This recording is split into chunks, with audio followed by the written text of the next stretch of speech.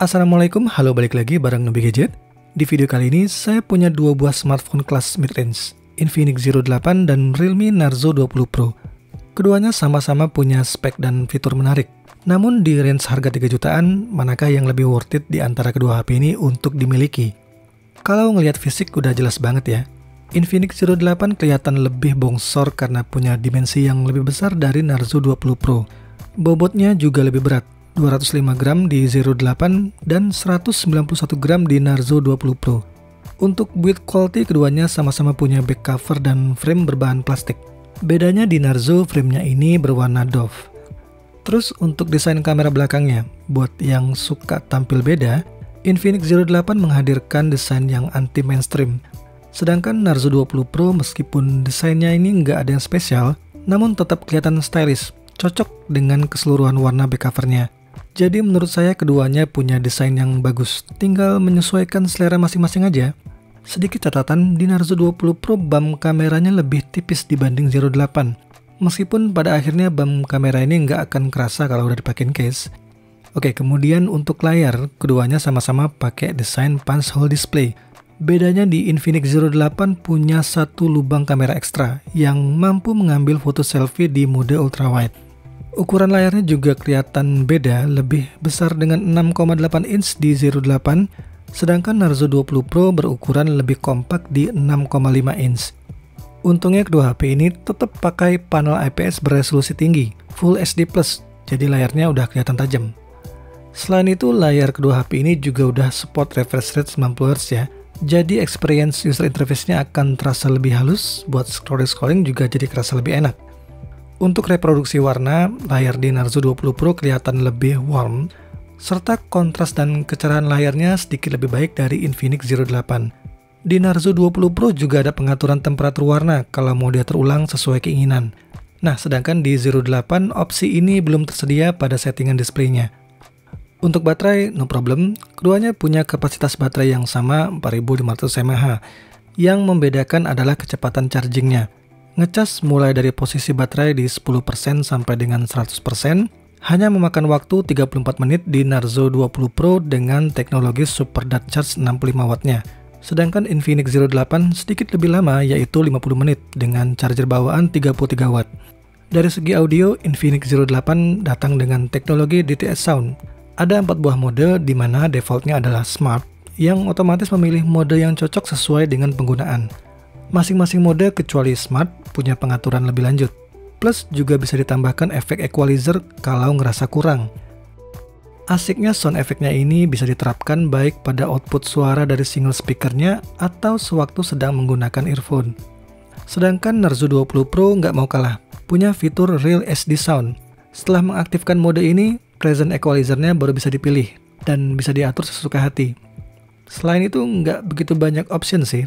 Dan sound efeknya ini terbatas, hanya bisa aktif sewaktu jack audionya dicolokin. Oke, untuk urusan performa, mana yang lebih kencang? Udah jelas Narzo 20 Pro lebih unggul dengan SoC MediaTek Helio G95 yang lebih baru versus MediaTek Helio G90T di Infinix Zero 8. Performanya sebenarnya nggak beda jauh, skor Antutu benchmark untuk kedua HP ini masih saling tempel, nggak terlalu signifikan perbedaannya. Ya, itu karena Helio G95 punya arsitektur CPU yang sama dengan Helio G90T, hanya di G95 clock speed GPU-nya dinaikin jadi bisa sedikit lebih baik. Kalau ngomongin soal gaming, keduanya udah pakai SoC paling recommended di kelas mid-range. Dan dibandingin Snapdragon, saya tetap pegang Helio G-Series dari MediaTek. Ya, karena saya akui untuk main game, Helio G90 seriesnya MediaTek bisa menghasilkan frame rate yang lebih stabil dibanding pakai Snapdragon 720. Dengan satu konsekuensi, suhu yang dihasilkan jadi sedikit lebih panas. Sebagai info tambahan, untuk gamer yang mengutamakan sentuhan jari lebih banyak, di Infinix Zero 8 terbatas hanya sampai 5 sentuhan. Sedangkan Realme Narzo 20 Pro, no problem, bisa sampai 10 jari. Nah, sensor gyro meskipun keduanya sama-sama berbasis hardware, saya ngerasa di Narzo 20 Pro ini lebih responsif dibanding Zero 8. Nah, selanjutnya soal kamera. Mana yang lebih bagus? Kita mulai dengan kamera selfie. Kalau ngebandingin spek, Infinix Zero 8 lebih unggul dengan dual kamera selfie 48 MP plus 8 MP ultrawide. Dan masih ada lampu flashnya loh, sedangkan di Narzo 20 Pro hanya ada single kamera selfie beresolusi 16 megapiksel. Tapi untuk hasil fotonya, saya lebih suka di Narzo 20 Pro. Skin tone dan beauty efeknya pas. Sedangkan di Zero 8 mode autonya terlalu detail dan mode beauty-nya terlalu berlebihan. Kemudian untuk kamera utama, lagi-lagi secara spek Zero 8 lebih unggul, 64 megapiksel versus 48 megapiksel di Narzo 20 Pro. Keduanya juga sama-sama punya kamera berlensa ultrawide sebesar 8 megapiksel. Nah, untuk kamera makro hanya ada di Narzo 20 Pro ya, sedangkan di Zero 8 nggak ada. Untuk hasil kamera utamanya, dua HP ini masing-masing punya karakteristik yang berbeda. Narzo 20 Pro unggul di efek SDR, area shadow-nya lebih jelas, saturasi warna juga lebih tinggi. Kalau di Zero 8 warnanya lebih natural, nggak overprocessing. Meskipun agak kurang kalau harus foto di kondisi membelakangi cahaya.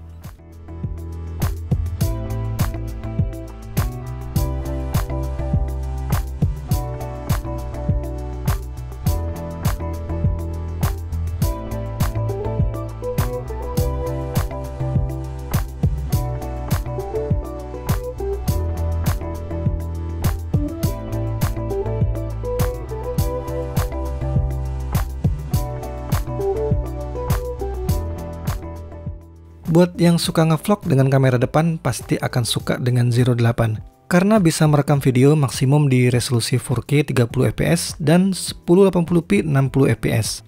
Plus kalau mau pakai video stabilization harus beralih ke 1080p 30 fps. Sedangkan di Narzo 20 Pro kameranya mentok di 1080p 30 fps tanpa video stabilization. Untuk kamera belakang no problem, keduanya bisa merekam video sampai resolusi 4K 30 fps. Dan sama-sama bisa stabil merekam di 1080p 30 fps.